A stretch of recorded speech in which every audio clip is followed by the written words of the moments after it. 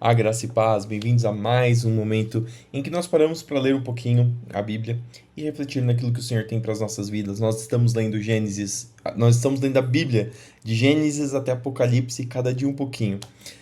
E ao fim do ano nós devemos ter terminado de ler a Bíblia inteira. Vamos começar esse momento com uma oração? Senhor, obrigado por mais essa oportunidade de ler a Tua Palavra, que o Senhor nos guie nesse momento, para que Teu Espírito Santo fale aos nossos corações, para que o Senhor nos capacite, para que nós possamos cada dia mais aprender sobre o Senhor. É isso que eu te peço e te agradeço em nome de Jesus. Amém. E vamos para o texto que se encontra lá em 1 Reis 9. Então, nós lemos ontem Salomão, que terminou de construir o templo do Senhor, o seu palácio, terminou de construir os objetos do templo e fez a inauguração, que juntou diversas pessoas, o país inteiro, juntou até outros países, fizeram uma celebração aí de 14 dias para celebrar a inauguração do templo. E nós continuamos agora. Salomão terminou de construir o templo do Senhor e o palácio real. Concluiu tudo o que havia planejado fazer. Então o Senhor apareceu a Salomão pela segunda vez, como havia aparecido em Gibeon. O Senhor lhe disse: Ouvi sua oração e sua súplica. Consagrei esse templo que você construiu, onde meu nome será honrado para sempre. Olharei continuamente para ele, com todo o meu coração. Quanto a você, se me seguir com integridade e retidão, como fez seu pai, Davi, obedecendo a todos os meus mandamentos, decretos e estatutos, estabelecerei o trono de sua dinastia sobre Israel para sempre. E aqui o Senhor novamente condicionando as bênçãos à obediência de Salomão aos seus mandamentos, aos seus decretos, aos seus estatutos. Isso não é, novamente, já falamos isso algumas vezes, isso não é uma questão de que Deus quer pessoas que o obedeçam e faz uma chantagem apenas abençoando quando essas pessoas o obedecem. A gente tem que ver de uma outra forma. A gente tem que ver que Deus é um Deus santo. Santo significa separado. Então, se a pessoa peca contra Deus ou tem atitudes que vão contra a natureza de Deus, não é possível que Deus esteja no mesmo lugar que as pessoas que são pecadoras, não pelo menos sem trazer o julgamento, sem trazer a justiça, derramando sua ira sobre aqueles que pecam. Então, quando Deus traz a condição de obedecer aos seus mandamentos, decretos e estatutos, é porque Deus é santo. E para estar perto dele, precisamos estar santos também.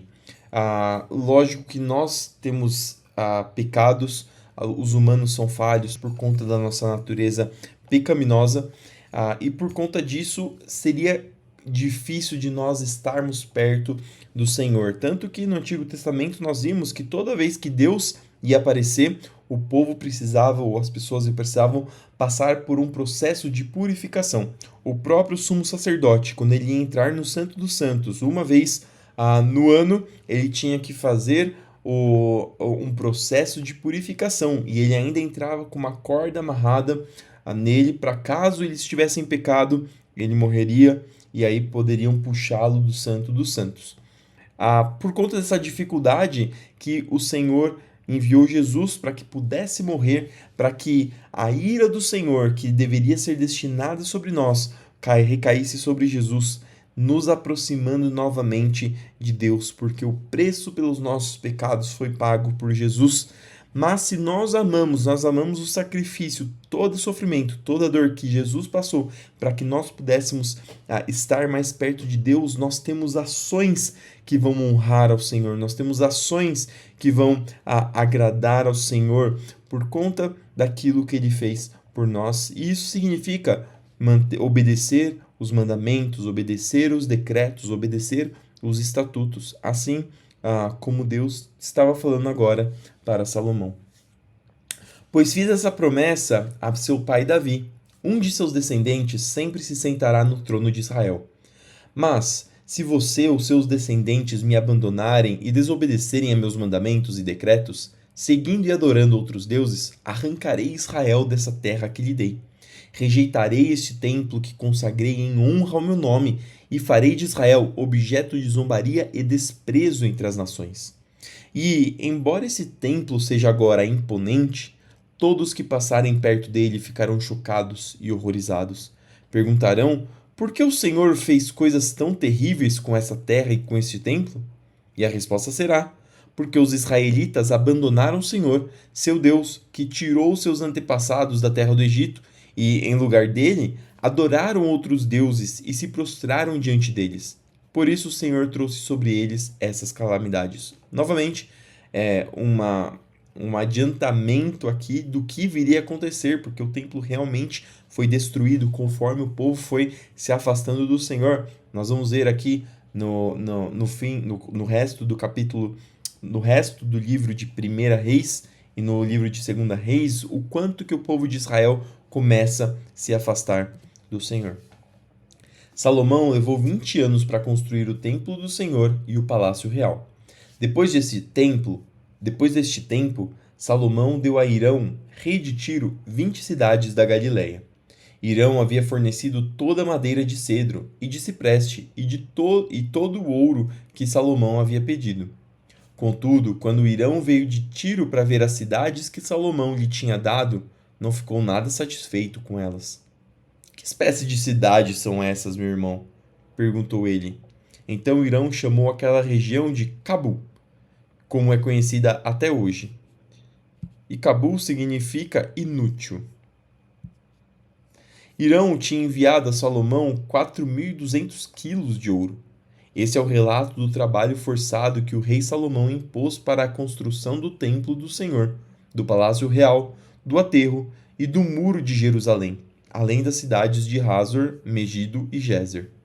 O faraó, rei do Egito, havia atacado e conquistado Gézer, matou seus habitantes cananeus, incendiou a cidade e a deu como presente à sua filha quando ela se casou com Salomão. Assim, Salomão reconstruiu a cidade de Gézer. Também construiu Bet-Horon Baixa, Baalat e Tamar, no deserto daquela região. Construiu cidades para servirem como centros de armazenamento e também cidades para seus carros de guerra e cavalos. Construiu tudo o que desejou em Jerusalém, no Líbano e em todo o reino. Ainda havia na terra habitantes que não eram israelitas: amorreus, hititas, ferezeus, heveus e jebuseus. Eram descendentes das nações que os israelitas não haviam destruído completamente. Salomão os recrutou para trabalhos forçados, e é nessa condição que trabalham até hoje. Mas Salomão não recrutou nenhum israelita para trabalhos forçados. Eles os serviram como soldados, funcionários do governo, oficiais e capitães de seu exército, comandantes de carros de guerra e cavaleiros. Nomeou 550 israelitas para supervisionarem os trabalhos de seus vários projetos. Salomão transferiu a residência de sua esposa, a filha de Faraó, da cidade de Davi, para o novo palácio que ele havia construído para ela. Depois, construiu o aterro. 3 vezes por ano, Salomão apresentava holocaustos e ofertas de paz sobre o altar que havia construído para o Senhor, e também queimava incenso perante o Senhor. Assim, ele terminou o trabalho de construção do templo. O rei Salomão também construiu navios em Ezion-Geber, um porto próximo a Eilat, na terra de Edom, às margens do Mar Vermelho. Hirão enviou uma frota com marinheiros experientes para servirem as tripulações dos navios junto com os marinheiros de Salomão. Navegaram a Ofir e trouxeram para Salomão 14.700 quilos de ouro. Quando a rainha de Sabá ouviu falar da fama de Salomão, que honrava o nome do Senhor, foi até ele, para pô-lo à prova, com perguntas difíceis. Chegou a Jerusalém com uma comitiva numerosa e uma imensa caravana de camelos carregados de especiarias, grandes quantidades de ouro e pedras preciosas. Quando se encontrou com Salomão, conversou com ele a respeito de tudo que tinha em mente. Salomão respondeu a todas as suas perguntas.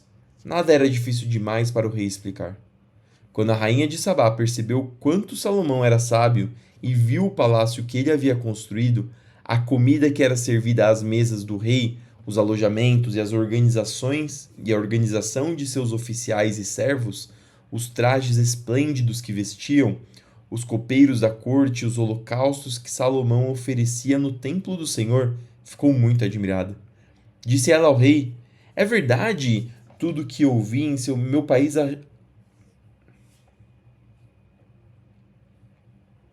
Disse ela ao rei: é verdade tudo que eu ouvi em meu país a respeito de suas realizações e de sua sabedoria.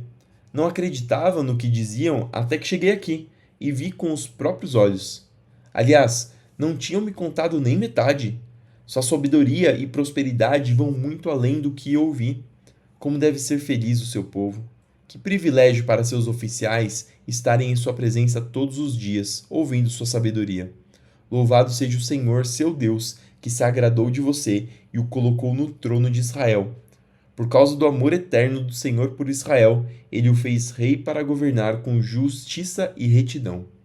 Então ela presenteou o rei com 4.200 quilos de ouro, especiarias em grande quantidade e pedras preciosas. Nunca mais foram recebidas tantas especiarias quanto as que a rainha de Sabá deu ao rei Salomão. Além disso, os navios de Irão trouxeram ouro de Ofir e grandes carregamentos de madeira de sândalo e pedras preciosas. O rei usou madeira de sândalo para fazer corrimões para o templo e para o palácio real, e também liras e harpas para os músicos. Nunca antes nem depois se viu tamanho suprimento de madeira de sândalo. O rei Salomão deu à rainha de Sabá tudo o que ela pediu. Além dos presentes costumeiros que ele já havia entregado com generosidade, então ela e sua comitiva regressaram para sua terra. A cada ano, Salomão recebia cerca de 23.300 quilos de ouro, sem contar a renda adicional proveniente dos mercadores e comerciantes, de todos os reis da Arábia e dos governadores do país. O rei Salomão fez 200 escudos grandes de ouro batido, cada um pesando 7,2 quilos.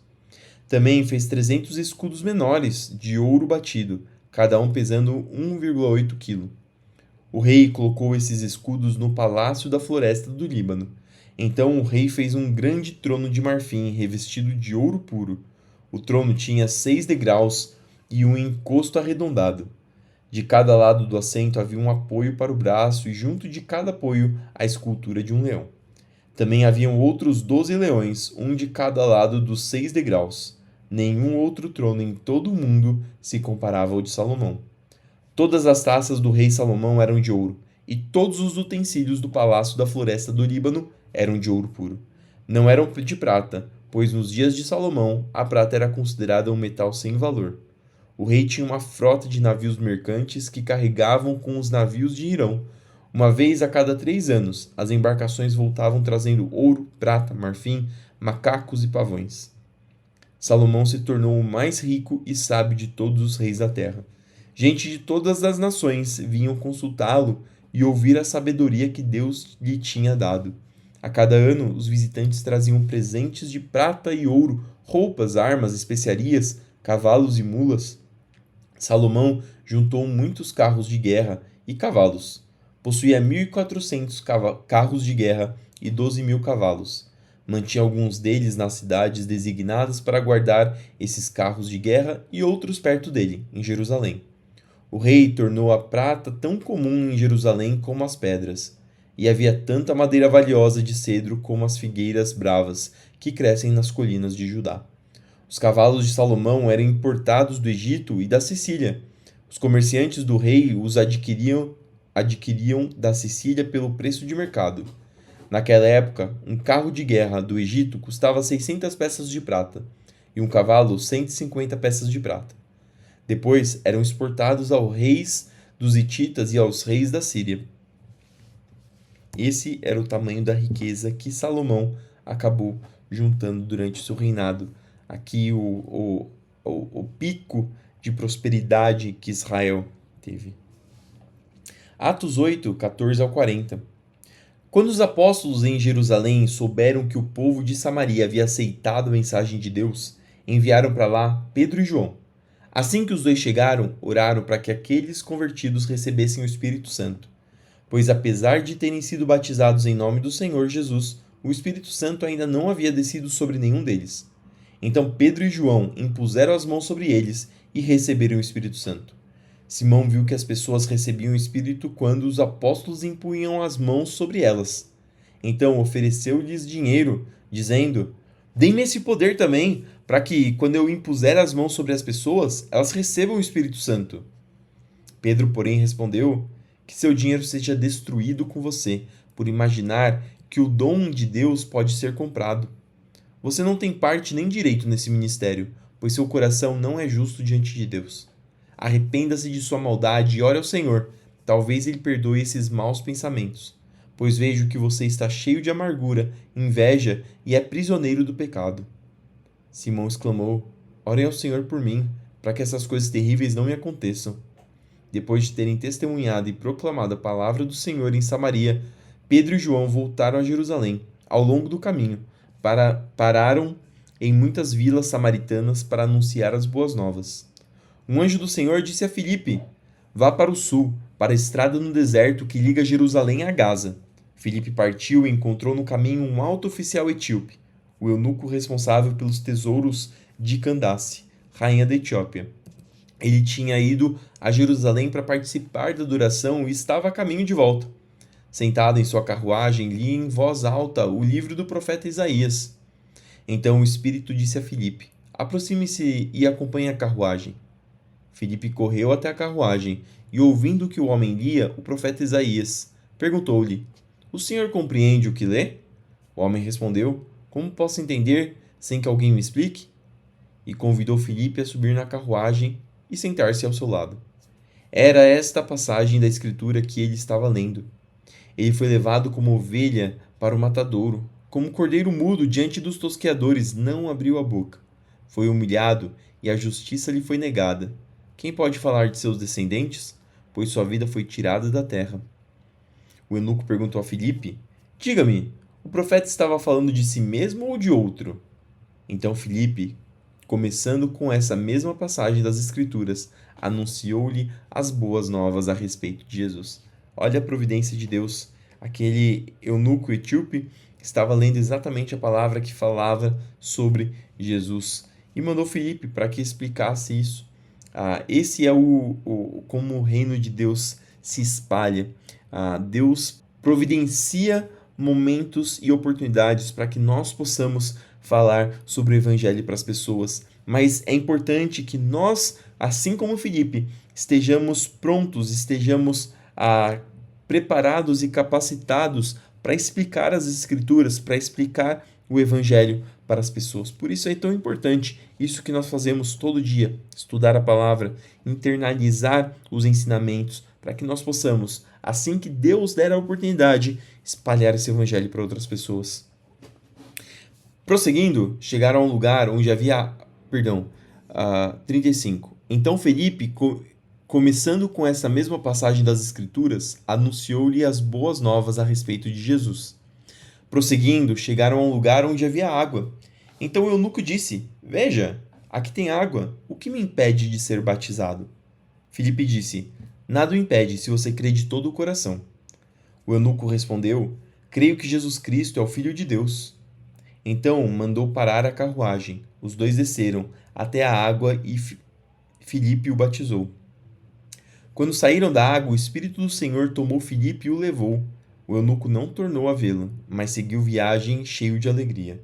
Então Filipe apareceu mais ao norte, na cidade de Azoto. Anunciou as boas novas ali em todas as cidades ao longo do caminho, até chegar a Cesareia. Salmo 130, do 1 até o 8. Cântico para os peregrinos a caminho de Jerusalém. Das profundezas do desespero, Senhor, clamo a ti. Escuta minha voz, ó Senhor, dá ouvido à minha oração. Senhor, se mantivesses um registro de nossos pecados, quem, ó Senhor, sobreviveria? Tu, porém, ofereces perdão, para que aprendamos a te temer. Espero no Senhor, sim, espero nele. Em sua palavra depositei minha esperança. Anseio pelo Senhor, mais que as sentinelas anseiam pelo amanhecer. Sim, mais que as sentinelas anseiam pelo amanhecer. Ó Israel, ponha sua esperança no Senhor, pois no Senhor há amor e transbordante redenção. Ele próprio resgatará Israel de todos os seus pecados. E por fim, Provérbios 17, do 2 ao 3. O servo prudente governará sobre o filho que envergonha o pai, e terá parte na herança com os filhos de seu senhor. O fogo prova a pureza da prata e do ouro, mas o Senhor prova o coração. É uma analogia interessante, né? Da mesma forma que o fogo prova por esse labrato do fogo, você precisa de um fogo, algo que teoricamente machuca, algo que limpa a impureza, ou que queima a impureza. Da mesma forma, o Senhor prova o coração, às vezes de formas que talvez sejam um pouco dolorosas, de formas que talvez nossos corações não entendam, mas o Senhor sempre está no controle e sempre quer o melhor para os seus servos. E essas foram as palavras de hoje. Espero que elas entrem no seu coração, que façam morada, que você possa continuar meditando nelas durante o seu dia. Senhor, obrigado por mais essa oportunidade, que o Senhor continue nos guiando conforme a tua vontade, conforme o teu querer. Que nós possamos trabalhar, estudar, fazer os nossos afazeres guiados pela tua vontade, pela tua direção, para que o Senhor esteja sempre nos guiando, nos guardando e nos protegendo. Senhor, abençoa aqueles que estão enfermos, doentes, para que o Senhor restaure a saúde, para que o Senhor traga a cura, traga a libertação. Senhor, abençoa aqueles que estão passando por necessidade, para que o Senhor dê o pão de cada dia, para que o Senhor, assim como o seu povo no deserto, faça com que o maná caia, para que nós tenhamos o suficiente para o nosso dia. Senhor, abençoa os teus servos no lugar onde eles trabalham, para que eles possam ser utilizados como ferramentas para espalhar o seu evangelho e para que nós possamos continuar, Senhor, guiados por ti. Senhor, continua conosco hoje e sempre. É isso que eu te peço e te agradeço. Em nome de Jesus. Amém. Que Deus te abençoe, que tudo que você fizer no seu dia prospere. Não se esqueça de fazer tudo para a glória do Senhor. Fique com Deus e até amanhã para mais um devocional.